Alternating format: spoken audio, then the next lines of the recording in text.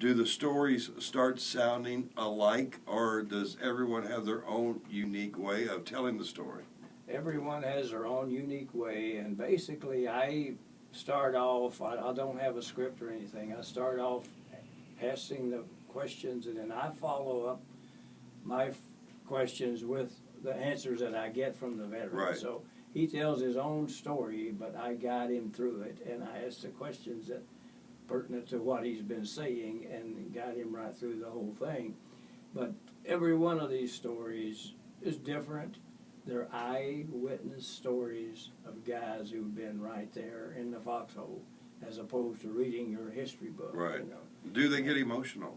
Oh yes, very much so. Yes, yes. And I've interviewed them where we've had to take a break and let them recover a little bit, you know, because some of them have been through so much.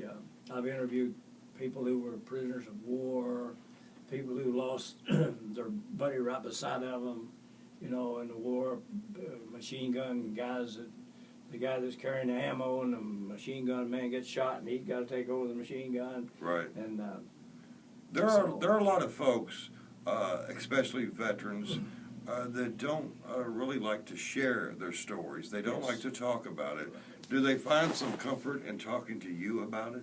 They always tell me that. I didn't know what I was going to say. I didn't know how this was going to go. But as I lead them through it, when they're finished, I say, you know, I was really leery about this, but I'm so glad I did it because you really took me right through my experience, and I was able to talk about it. And he said, you know, they always appreciate the fact that, you know, that they had somebody to guide them through these things and ask the right questions so that the history can come out of them, you know. And the only thing I'm just a vessel for that history to flow through.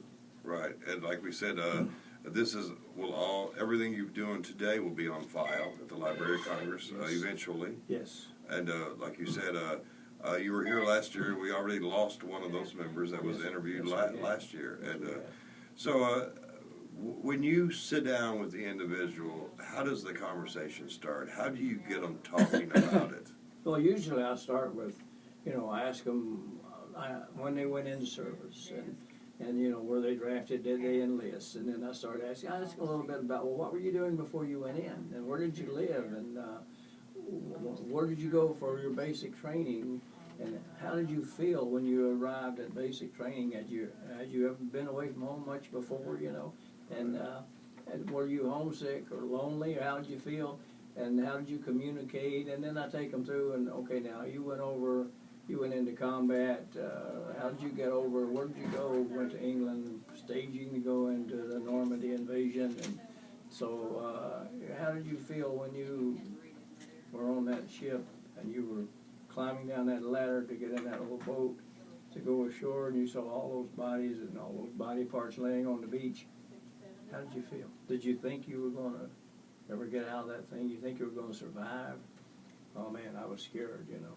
And then I'll take them through. Okay, after you got ashore, what did you see, and what happened, and what kind of people? What did you encounter there, and what kind of difficulty did you have as you were advancing forward, and just questions like that. And as they answer my questions, that leads me to the next question I'm going to ask them. And you know, I take them all the way through. The first person I interviewed today, Emmett Curry, he went from